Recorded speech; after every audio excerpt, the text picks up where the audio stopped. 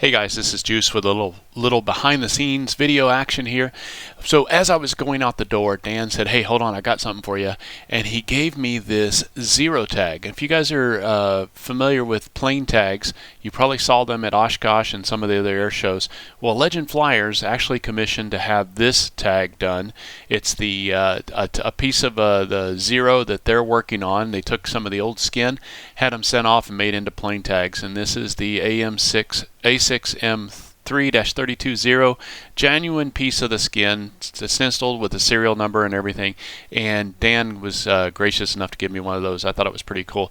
So let me show you guys some of the behind the scenes footage that we got.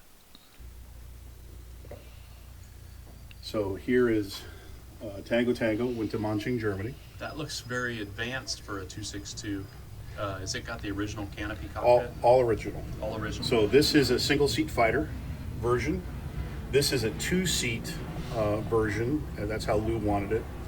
The original pattern aircraft, the original 262 that we did out of Willow Grove, is a two-seat. And were those designated for training? Correct, or actually Hitler wanted to use them as bombers. Oh wow, yeah. So they had a bombardier or Wizzo in the back. Yeah, and this is Gelby 5. This is Yellow 5. This is down at the Evergreen Museum in Oregon. McMinnville. In McMinnville. Yep. We did two aircraft for Dell. We did the Yellow 5, which is a single seat fighter. Mm-hmm. And it's probably the most complete of the 262s we did. It's a static display, but the cockpit, everything is really good. And this is Jerry Yegan's airplane at the Military Aviation Museum in Virginia Beach. This is White 3, and this is a combi. You can pull the turtle deck off, and there's a full second set of controls. Oh wow! So White 3 is a combi, and this airplane, number 5, went back to Messerschmitt. Back to Germany? Back to Germany, to EADS and MBB, and it's also a combi. It can be, the turtle deck comes off, and it can be a single seat or a two-seat. And they just put a different canopy on? Correct, and we made two canopies for them.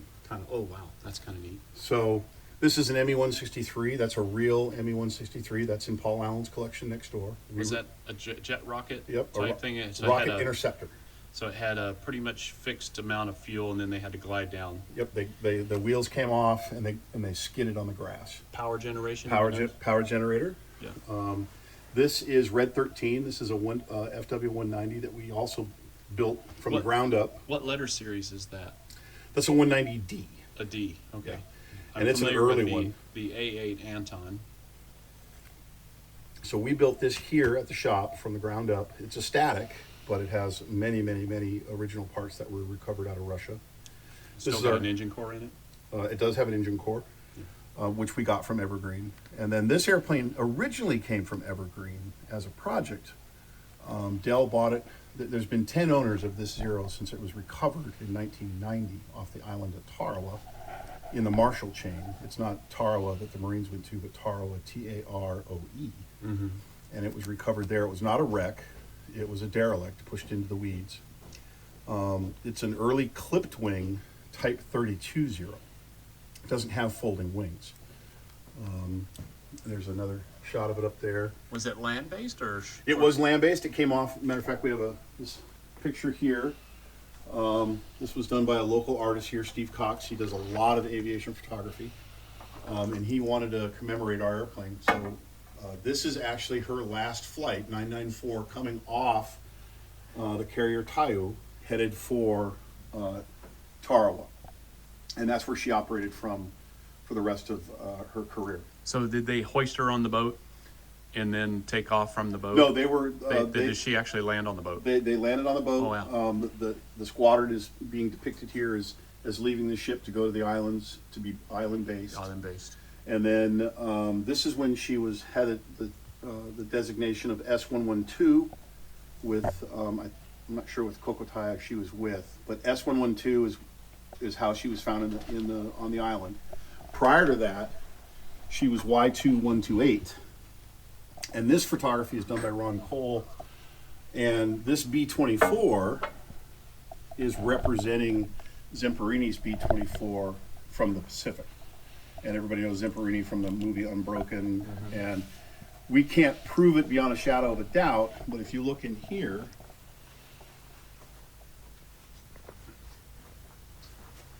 the history goes that this is the pilot that actually shot down Zamperini's airplane, but our airplane was on the flight schedule that day, and more than likely was with him as a wingman, maybe? As a wingman, as a Dash 2. Wow. So the airplane definitely, by the combat records we have and by some of the Japanese pilots that people have spoken to, there's definitely a possibility that 994 was in the skies that day. That's awesome. And very much a possibility that he was next to his wingman. Same artist is out there for that lower picture. Correct. Behind the table.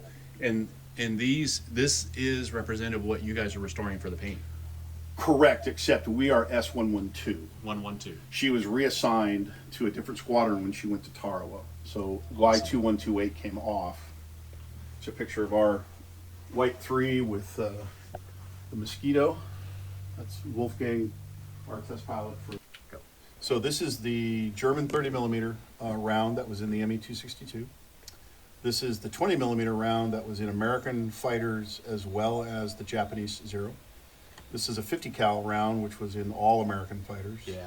And then this is the 7.7mm round that was in the Japanese small caliber guns in the cockpit. Boy, that's almost, is that on compare with a 303? Like a 303 and a 308. Yeah. And even a close to a 30-06. Yeah. A little bit shorter, but A little shorter. A little shorter, yeah. Neck down. So 7.7mm, close to German 8mm, and then here is the original. This is the original 20mm. Yeah, that's the one you guys took out of this Zero. Yeah, it was recovered off the island. And these are the two that went up into the front of this cockpit Yep. right here? These go. They would slot in and be fixed. They were fixed like Was this. there any slop in them? Did they vibrate at all? No, they were fixed. They were pinned in, so the recoil was absorbed into the instrument panel. Did the pilot have to shoot them manually? No, they were set. They were set on a trigger. All the pilot had to do was charge them, and the charging handles like that. So all he had to do was charge them, and then they were set to the timing mechanism on the cam of the engine, and they fired here, and he had a controller over here, which you'll see when we look in the cockpit. Yeah, and this right here, I mean, you look at these look like almost like Browning 30 cals. They're definitely replicated right off of a Browning 1919. Absolutely. Yeah. And then you showed me over here, this is the 30mm off the 262. Yeah, this is the 30mm gun. This is the replicas that were used in the noses of all the 262s that we did. Yeah. But they're bore sight on center. Yep. And this is a choom choom choom choom. Yeah, this is a very slow rate of fire. Probably about 120 rounds. 120 to 220 probably. We'd have to look them up. Yeah. But they didn't carry a lot of ammunition because they were so heavy. But a couple of 30mm bursts into a B-17. Yeah. And especially with exploding rounds. Yeah, you had what you needed. Yeah. Very dangerous airplane. Flat gun, airborne flat gun. Yeah. That's pretty cool. So guys, today I got to visit with Dan Hammer of Legend Flyers, and he gave me a tour of their little building that they're in here, and it's kind of neat. I'll show you from the outside. But those parachutes are hanging up there kind of as a historic reminder of what this area was. I'm in an old alert facility that used to house F-102s and F-106s. And I've actually worked in facilities like this. My office used to be on the second floor of one of these facilities in San Antonio. And if you look at this is a 4-bay, 2 on that side. There's all the control room and everything where ops was, radios, life support, or personal equipment back in the day. And then here is Legend Flyers side right here. They've got these 2 hangars here, and it is pretty neat. And there's the Zero project. And then Dan's father, Bob, over there, founder of the company, is working on the Zero right now. And this has been a phenomenal day. Hope you guys like the video, and we'll see you in the next one.